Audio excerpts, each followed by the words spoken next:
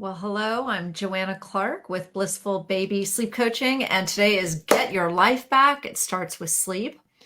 If you've been following me for the last couple of weeks, you can see that I've been doing a lot of talks on newborn sleep. And so I'm going to continue that conversation today. But today's conversation, we're going to focus on tummy time and why tummy time is so important, how to do it correctly, when to do it, why to do it, and then also how it relates to sleep. Because that's what I'm all about is discussing how sleep can be bliss for you, your child, and your whole family. As I always like to preface, I'm Joanna with Blissful Baby Sleep Coaching, and I am a gentle sleep coach, so I do not believe in cry it out. I do believe that sleep is a learned skill, and our whole goal is to create the optimal learning environment and learning circumstances for your child to learn their lifelong sleep skills so that they will always have beautiful, blissful sleep. So, with that being said, I'm just going to kind of jump into this whole concept of tummy time. When you come home with a newborn, they're pretty much telling you, you got to do tummy time. And you're thinking, gosh, I have this little itsy bitsy baby creature. Wow, that's really hard work. Yeah, tummy time is hard work for these babies. And that's why so many newborns do not like tummy time. They don't like it. And yet we can't not do it because it's so, so important. So let's talk about why it's important. The first thing is that tummy time, and by the way, you're going to see me referencing my notes because I want to make sure that I get all the points for you, because I strive to be the place to come for accurate and reliable information. And so I don't want to leave out any of the important details. So why is it important to do tummy time? What does it do? What does it help you? What does it help with for your baby? The first is that it helps strengthen the neck and the back. Okay. And why is that important? Well, one of your first big developmental milestones your child is going to embark upon is rolling. And in order for them to be prepared for that milestone that usually comes around 4 to 5 months of age, they have to build that neck and back strength. And one of the best ways to do that is through tummy time. The other thing that tummy time allows them to do is to create more muscle stretching and mobility. And they just need to be able to be up and looking both ways and stretching. And if you think about it, any of those of you that are individuals that like yoga or have done yoga or you're a full-blown yogi, the Cobra stretch is one of those really beautiful stretches where you just kind of come up a little bit and then do some gentle movements. And you can see, even if you do it for yourself as an adult, how incredibly empowering that is. And so that's another reason. And then a big one is that the doing tummy time frequently is that it reduces the chance of flathead syndrome. And with the need to follow SIDS guidelines, which is not allowing our newborns to lie on their stomach to sleep. We always want them to be on their back. They're frequently then always having, when they're lying down, they're typically on their head. And the more time we give them where they're not on their head will reduce the chance for flathead syndrome. Okay, so those are the 4 reasons why you would definitely want to begin to understand why it's a priority to do tummy time. So then the next question is, when do you do tummy time? Especially knowing that a lot of babies don't like it. So the when is definitely do it when they're not hungry and when they're not tired.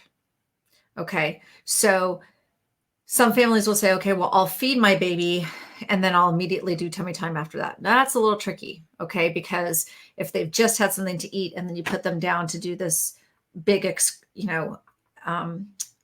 a lot of energy is being expended. If they haven't fully digested their food, the likelihood is they're going to spit up, right? So you want to make sure they're not tired, make sure they're not hungry, but also give them some digestion time, at least 15 minutes before they do a tummy time event. Also, you want to do tummy time either before, you want to kind of do it after a diaper change so that they're really fresh so well fed and fresh with a diaper. And you always want to make sure that you're supervising your baby when you're doing tummy time. So now let's go into what can I do to make this a more pleasant experience for my child? So the first thing is, please know that you want to do tummy time multiple times a day for very, very short intervals.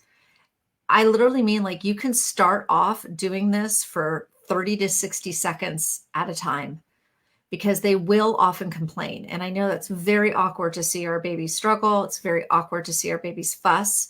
But remember, this is hard work. And so it is normal for them to fuss during this process, but the fussing shouldn't deter you from doing it, which again is why we're kind of creating this optimal circumstance where they're not hungry, they're not tired, they've had time to digest, they have a fresh diaper. They're with you, you're engaging with them, they're being 100% supervised, and you can start in slow increments, 30 seconds, 40 seconds, 60 seconds, and build up their stamina and strength. And you can, make sure you pick them up before they start really crying a lot, so that you're building some positive association to that experience with them. They love you to be on the floor with them. So if you choose to do this on the floor, then you can get down real low and have the eye contact and be talking with them and smiling and interacting, so that they're focused on you and not so much the hard work that they're doing. Another idea is to put, like, maybe their favorite toy that they enjoy right ahead of them, so it keeps them, again, focused on that toy, or even a small mirror. They love to look at themselves as a reflection. It's so cute. So that can keep them motivated to try to increase that stamina time from 30 seconds to, a minute and a half or 2 minutes, by creating some of those distractions with toys and mirrors. The other thing you can do is, it doesn't always have to be on the floor. Like, you can be, on an incline with your baby on your chest with them, stomach to stomach, and then they're, essentially practicing tummy time with you, on you. And that can be very enriching experience for both of you. And sometimes babies love to have a little bit of like a boppy or some kind of, towel or something underneath them to give them just a little bit more poise. That can help them practice that a little bit better. And, this can be stressful for families because they hear their baby fussing. So this isn't meant to stress you out. So it can be a really positive experience with you, which is why, like, if you want to have them start off by doing it when they're on your belly, or you can, have them this way, or you can have it, across, or you get down on the ground and use a little bit of a boppy to create a little bit of cushion for them. So you're going to have to do a little bit of creativity to kind of find the right time to do it, the right way to do it with your baby, and for you to also build the tolerance if they're fussing. And again, multiple times a day when they're not hungry or tired. So you might say to yourself, okay, I'm going to make a commitment to do this at least 3 to 4 times a day for 30 to 60 minutes, 30 to 60 seconds each. That's all we're asking here. But just be mindful that it is so important for them to build that upper body strength, mobility, flexibility, and it prepares them to move into their first really important milestone, which is the rolling milestone. And so now I want to tie that into sleep. Why is this tummy time effort going to help them with sleep? Well, I'm sure you've all been thinking about or hearing about the dreaded 4 to 5 month sleep regression. The reason why that happens is because of the rolling milestone. So in the first 20 months of life, babies go through 10 massive cognitive and physical developmental leaps. And every single time they go through one of these massive cognitive and physical developmental leaps, there's always sleep disruption. And there's always weird arousals and skipped naps, and they get cranky and clingy and they cry a lot. So just FYI, if you're like, oh my gosh, that's me. Uh-oh, I think my baby's doing the milestone. And so what happens is that we want that first massive milestone, the rolling milestone, we want them to move through that as swiftly as possible, because you could have had a previously gorgeous sleeper that your baby could go into the rolling milestone and get stalled out in the milestone because you hadn't prepared them with their muscle strength and conditioning prior to that milestone coming online.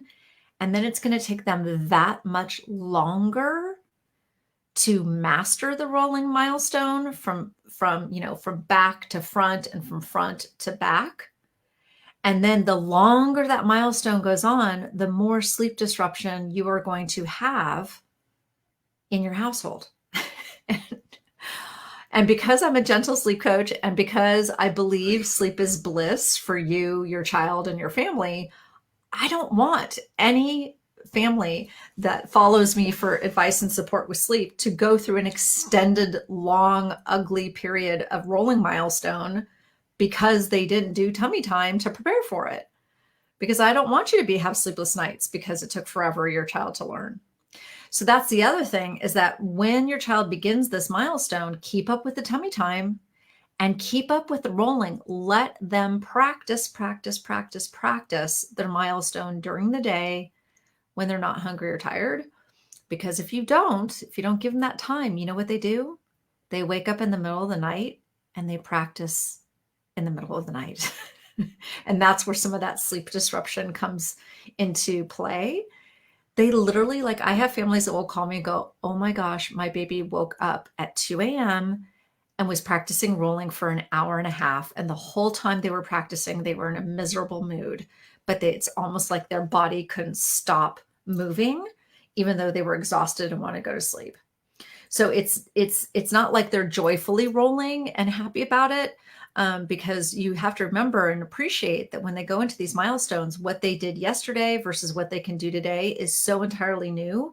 It can be very disjointed and disorganizing for the child. And so when they're in these milestones, sometimes that's why they are crying, clinging, and cranky, is because everything they're doing, they're like, whoa, whoa, whoa, what's going on? I'm viewing the world and experiencing my body in an entirely new way. And this is weird, right?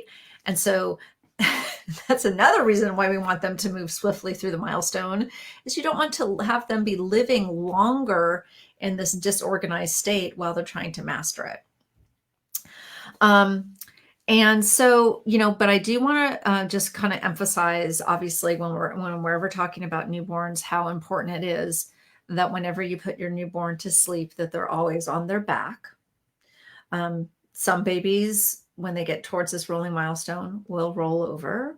The recommendation is, if they haven't mastered the rolling milestone completely, you've got to move them back to their back, because safety is paramount. And so with that being said, don't have this assumption that they're going to practice their tummy time by putting them in their crib, tummy down, and then hoping that maybe before they go to sleep, they'll practice it. That would not be safe. So again, supervision during tummy time is super important. Short intervals when they're not hungry or tired is the best way to go. And so I'm hoping that this was motivating for you. This can be a very joyful experience, and know that you're doing something really important to help your baby prepare for their first big rolling milestone, which will also help them prepare to move through it swiftly, which will ultimately help you get better sleep and help your baby get better sleep. Because after they've completed their rolling milestone, it really puts you in a good position to work on your child's sleep skills in a much more comprehensive way, because your baby then at that point has far more mobility, and you're not as scared of your baby getting stuck on their stomach, because that's really scary, right? As a mom, like if you wake up at 2 a.m. and you hear your baby fussing and you realize your newborn had somehow, rolled over onto their stomach, and they haven't yet mastered being on their stomach and finding their way to their back again, that can be really scary. So when the child has mastered both directions, the child can often begin to find sleeping positions that they prefer. And in these sleeping positions, they tend to sleep longer stretches when they are the ones that were able to get in or out of the position that they prefer.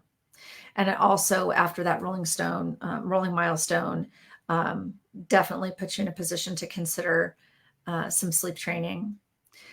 So with that being said, I just wanted to remind you all that the first 6 months of life is considered the newborn phase. It's a very, very specific age and phase for your child, especially as it relates to sleep. So like what a 6-week-old baby would do versus what a 12-week-old baby would do is completely, utterly different. And so I put together a newborn sleep guideline download for you so that you can have the specifics on what is normal and expected at each age and stage within the newborn phase, which is 0 to 6 months. That way you know what the sleep expectations are for the age of your newborn, and that will help guide you on making better decisions on what to introduce and what's possible on that age and stage. And so I'm going to put that right now in the chat. And before I dash off, I just wanted to say thank you for being here. If anyone has any questions that they want to quickly ask me, you can absolutely do that in the chat. Obviously, I love coming here and giving mini lessons so that you have really accurate and reliable information to come back to. But I also love, love, love to answer your questions. And in fact, you know what? That reminds me. Let me put this in the chat too. If you ever want to ask me a direct question, all you have to do, obviously, is to come in here and ask in the chat. But if you want like a really customized, specific answer, the way to do it is to fill out this form in advance. I do these Facebook Lives every Wednesday at 3 p.m. Pacific, which is 5 p.m. Central, 6 p.m. East Coast time. And by submitting questions in advance, I literally will take your case history and I will study it, and I will come forward and I will give you kind of my prescription on what I recommend for you to help solve your sleep struggles. So it's a really great opportunity to get a tenured sleep coach eyes on your situation and get some direct feedback on your unique situation. So anyways, so if you guys don't have any questions, I'm going to dash off to help my child who is on Zoom school. And I hope you guys all have a great day and stay safe. And I will see you next Wednesday, which is October 14th at 3 p.m. Central, and submit those questions in advance.